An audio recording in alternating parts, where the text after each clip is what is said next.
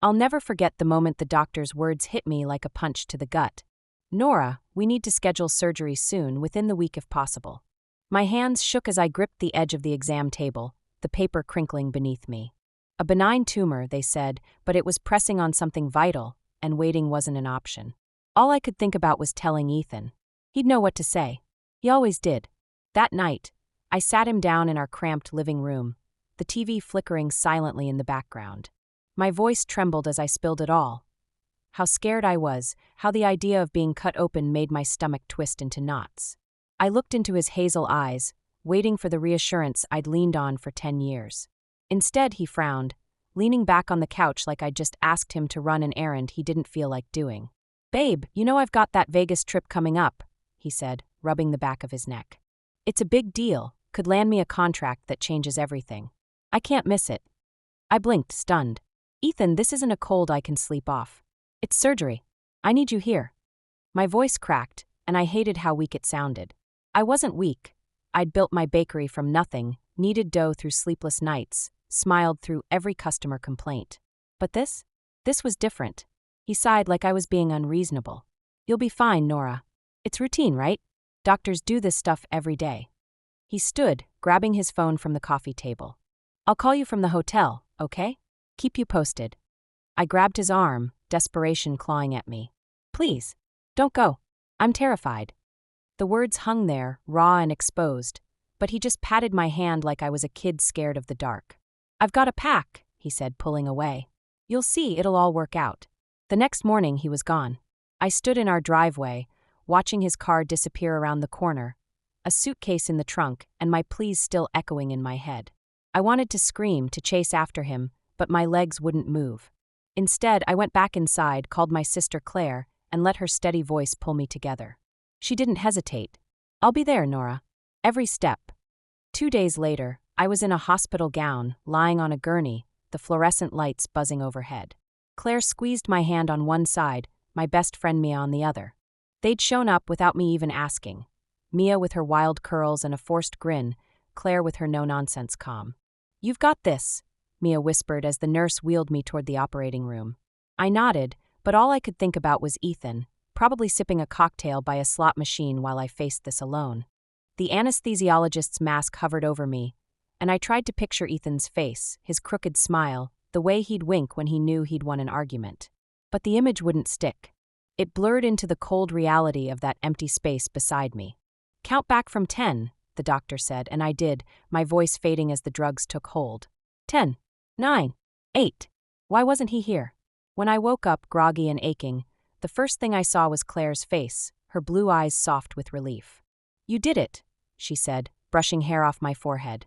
Mia was there too, holding a cup of iced chips like it was a trophy. My throat burned as I swallowed, but I managed a week, thanks. They didn't ask about Ethan, and I didn't bring him up. The silence said enough.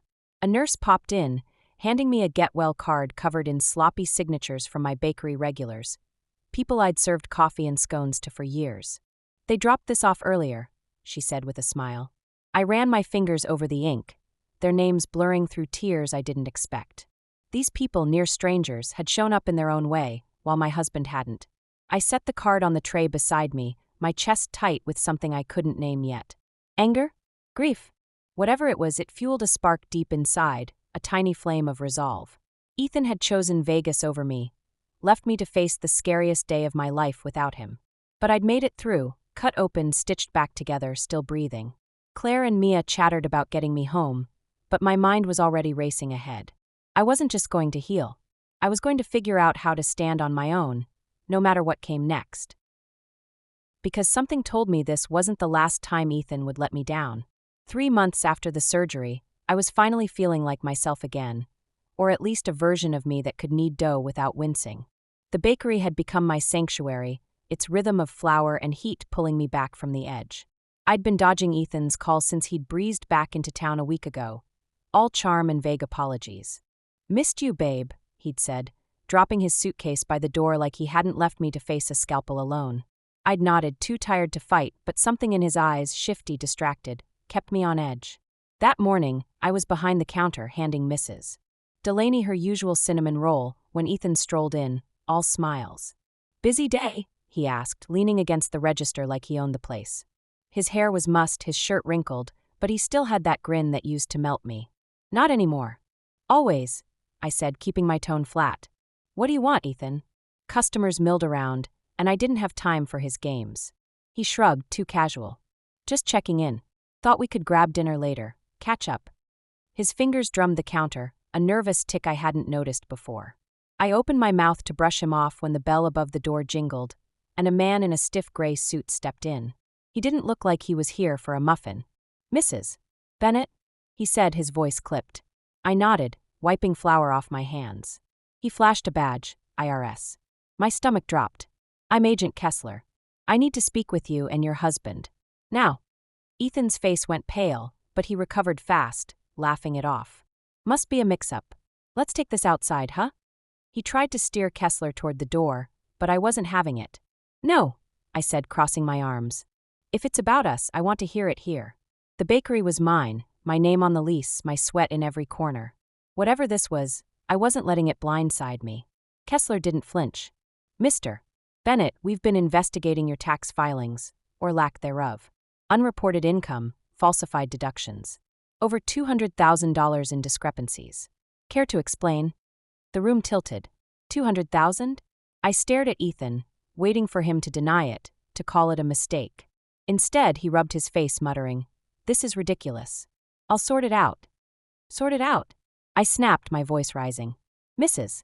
Delaney paused mid-bite, and the hum of conversation stopped. What the hell have you been doing, Ethan? Kessler flipped open a notepad. Casino winnings you didn't report. Business expenses that don't exist. We've got records, Mr. Bennett. You're looking at fines, maybe prison if you don't cooperate. Prison. The word hit me like a slap. Ethan turned to me, his eyes wide, pleading. Nora, listen, it's not as bad as it sounds. I got in over my head. We can fix this. We. I laughed, sharp and bitter. There's no we here. You did this. He stepped closer, lowering his voice. I know I messed up, okay? But if we use the bakery savings or maybe a loan, we can pay it off. Keep them off my back. Please, babe. I froze, his words sinking in. My bakery savings. The money I'd scraped together over years, every late night and early morning, every skipped vacation. He wanted to throw it at his mess like it was nothing. The hurt I'd buried since the surgery roared back, hotter than ever. No, I said, my voice steady despite the tremor in my hands. You don't get to waltz in here and ask me to fix your lies. Not after you left me alone in that hospital. His jaw tightened. I said I was sorry about that. This is different, it's our future. Our future. I stepped around the counter, closing the distance between us. You gambled away your future, not mine. Get out. Nora, come on. Out. I pointed at the door, my pulse pounding. Kessler watched, silent, as Ethan hesitated, then grabbed his jacket off a stool. He shot me a look, half anger, half desperation, before storming past the agent and out into the street. The bell clanged behind him, and the bakery went quiet, every eye on me. I turned to Kessler, forcing calm. This is his mess, not mine. The bakery's in my name. My books are clean, you can check. He nodded, jotting something down. We'll need to verify that. I'll be in touch. He left, and I stood there, the weight of it all crashing down. Customers whispered, but I didn't care. I grabbed a rag and started wiping the counter, needing something, anything, to keep my hands busy. That night, alone in our house, I couldn't sleep. Ethan's stuff was still everywhere, his shoes by the door, his coffee mug on the sink. I kept replaying Kessler's words, Ethan's excuses. $200,000. How long had he been hiding this? I wandered into his office, a cluttered corner he'd claimed for work, and started rifling through drawers. That's when I found it, a crumpled receipt from a Vegas casino, dated the day of my surgery. $50 on slots. $100 on blackjack. My hands shook as I stared at it, proof he'd been betting while I'd been bleeding. I sank into his chair, the receipt crumpled in my fist. He'd left me for that, for lights and cards and a quick buck. And now he wanted my bakery to clean it up. No way. I'd built that place from nothing, and I wasn't letting him touch it. I grabbed a trash bag and started shoving his things inside, shirts, papers, whatever I could find. He wasn't welcome here anymore. As I tied the bag shut, a fierce resolve settled over me. Ethan could beg all he wanted, but I was done saving him. This was my life, my bakery, my fight. And I'd protect it, no matter what he threw at me next. After kicking Ethan out, I couldn't shake the gnawing need to know how deep his lies went. That casino receipt had cracked something open in me, a hunger for the truth, no matter how ugly it got. So I started digging. His office was a mess of papers and half-truths, and I tore through it like a woman possessed. Every drawer I opened, every file I flipped through, painted a picture I didn't want to see but couldn't look away from. It wasn't just one receipt. There were dozens, hundreds, maybe, stuffed into envelopes shoved under notebooks. Vegas, Atlantic City, even some backroom poker game in Reno. Dates lined up with every business trip he'd taken over the past 2 years. $50 here, 1,000 there, losses piling up like a house of cards waiting to collapse. And then I found the bank statements, hidden in a locked box I pried open with a screwdriver. Withdrawals I'd never seen, transfers to names I didn't recognize. One stood out, Victor Rossi. 10 grand, dated 2 weeks before my surgery. My hands shook as I stared at it. Who the hell was Victor? I didn't sleep that night. By morning, I'd pieced together enough to know Ethan hadn't just gambled away our money. He'd borrowed to keep the dice rolling. And now the IRS was the least of his problems. I called Claire, my voice raw as I spilled it all over the phone. He's in debt to someone named Victor Rossi. This isn't just taxes, Claire. It's bad. She didn't hesitate. Nora, you need a lawyer. Now, protect yourself before this blows up in your face. Her words hit hard, and I knew she was right. Ethan's mess was a ticking bomb, and I wasn't going to be collateral damage. That afternoon, I sat across from a divorce lawyer named Janet Pierce in her tidy office downtown. She was sharp, no nonsense, and didn't blink when I laid out the chaos. Ethan's tax evasion, the gambling, the mystery loans. The bakery's in my name, I told her, clutching a folder of my own records. I've kept it separate, paid every tax, crossed every T. He can't touch it, right? Janet skimmed my papers, nodding. If your finances are truly separate, we can ring-fence it. File for divorce, claim abandonment. He left you during a medical crisis, Nora. That's leverage. We'll make sure his debts stay his. Her confidence steadied me, and by the time I left, papers signed and a plan in motion, I felt a flicker of control for the first time in weeks. But Ethan wasn't done. I found out later that day, through a text from an old mutual friend, that he'd gone to Victor Rossi himself. Desperate, stupid Ethan had doubled down, borrowing more to dodge the IRS. I didn't know the details then, just that he'd met Victor at some dive bar, and it hadn't gone well. My friend's message was vague but chilling. Ethan's in over his head. Watch your back. When I got home, Claire was waiting, arms crossed on my porch. You hear about Ethan? She asked, her tone sharp. I nodded, and she followed me inside, not letting up. He's a sinking ship, Nora. Let him drown. You don't owe him a lifeboat, not after what he did. I sank onto the couch, rubbing my temples. I know you're right. I do. But 10 years, Claire. We built a life, or I thought we did. How do I just walk away? She sat beside me, her voice softening but firm. You're not walking away. He did. The surgery, the lies, this Victor guy, he chose that over you. Don't let guilt chain you to his mess. Her words stung because they were true. I'd spent a decade loving Ethan, believing in him, even when the cracks showed. But love wasn't enough to fix this, not anymore. Still, as she left, doubt crept in. What if he got hurt? What if Victor came after me too? I pushed it down, locking the door behind her, but the unease lingered. That night, I was alone in the kitchen, staring at a cold cup of coffee, when my phone buzzed. A voicemail from Ethan. I hesitated, my finger hovering over delete, but curiosity, or maybe that damn guilt, won out. I hit play, and his voice crackled through, frantic and slurred. Nora, it's me. I messed up, okay? I know that. Victor, he's not messing around. I need help, babe. I need you. Please, just call me back. I'm sorry. I'll fix it, I swear. The message cut off with a shaky breath, and I stood there frozen. My heart raced, torn between the man I'd loved and the stranger he'd become. Victor wasn't messing around? What did that mean? Broken kneecaps, a shallow grave. I imagined Ethan cornered, scared, and for a split second, I wanted to call back, to save him like I always had. But then I saw that casino receipt again in my mind, dated the day I'd gone under the knife. He'd bet on black while I'd bet on him, and I'd lost. I deleted the voicemail, my hands trembling but my resolve hardening. Claire was right, he'd sunk himself, and I wasn't going down with him.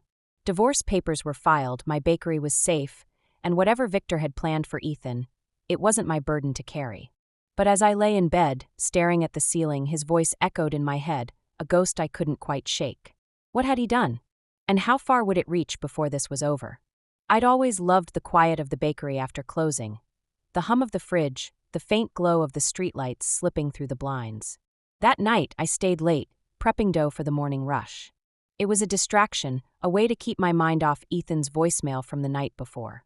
I deleted it, but his panicked words still rattled around in my skull. Victor. Prison. Help.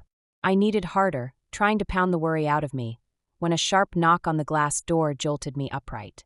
There he was, Ethan, framed in the doorway, looking like a man who'd lost a fight with life itself. His jacket hung off him, torn at the sleeve, and his face was a mess of stubble and shadows. I froze, flour dusting my hands, as he tapped again, mouthing my name. Against every instinct screaming at me to ignore him, I unlocked the door and let him in. Maybe I needed answers. Maybe I just needed to see how far he'd fallen. Nora, he rasped, stepping inside, his shoes scuffing the floor I'd just swept. Thank God you're here. What do you want, Ethan? I kept the counter between us, my voice cold. He smelled like sweat and cheap whiskey, a far cry from the man who'd once charmed me with cologne and confidence. He ran a hand through his greasy hair, pacing like a trapped animal. I'm in deep, okay? I screwed up everything. The gambling, the taxes, Victor. It's all crashing down and I need you. I stared at him, waiting for the punchline. Need me? You've got a funny way of showing it. He stopped, his eyes locking on mine, wide and desperate. I know I hurt you. The surgery, I was an idiot, a coward. I thought I could win big, fix everything, but it spiraled. The IRS wants me in cuffs, Nora. Prison. And Victor, he's worse.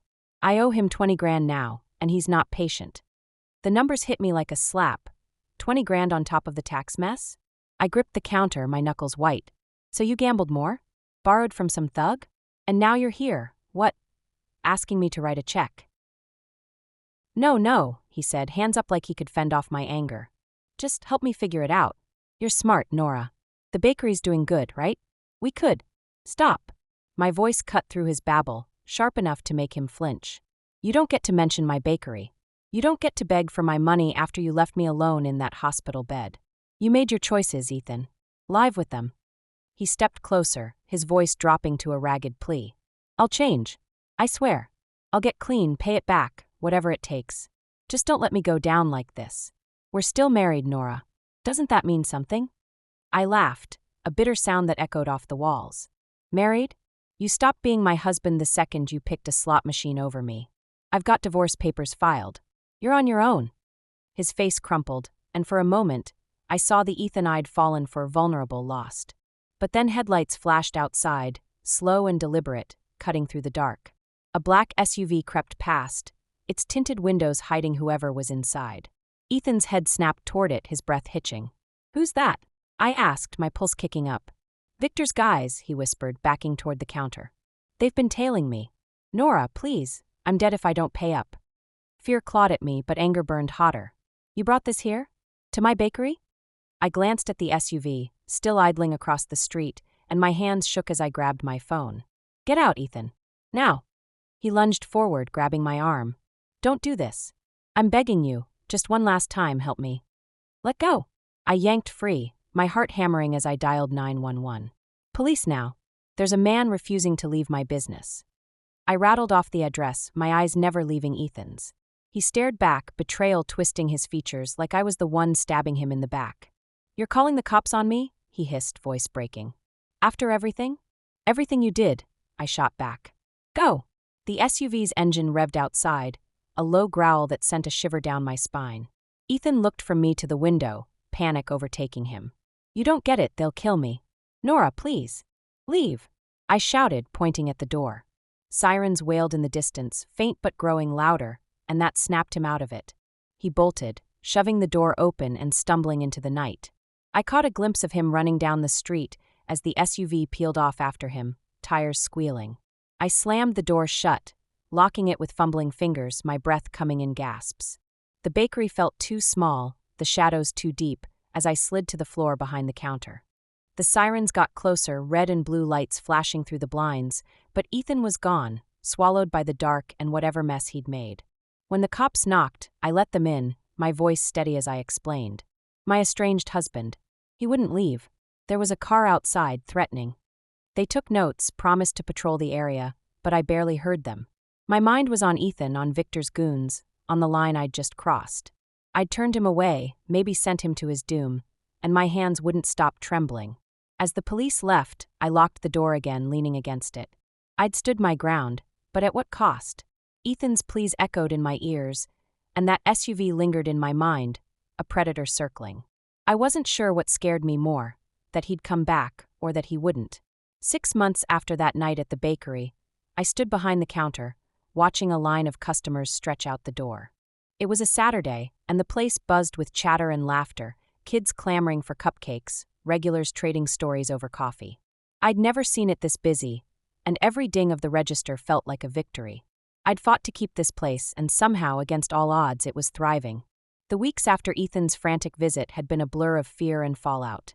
I'd spent nights jumping at every shadow, half expecting Victor's goons to show up with a bat or worse. But they never did. Instead, the news came through Claire one crisp October morning. She'd burst into the bakery, phone in hand, her voice cutting through the morning prep. "Nora, turn on the TV, Ethan's on it." I'd fumbled with the remote, my heart in my throat, as the local news anchor's voice filled the room. Ethan Bennett, 34, arrested last night after a violent altercation in a downtown parking lot.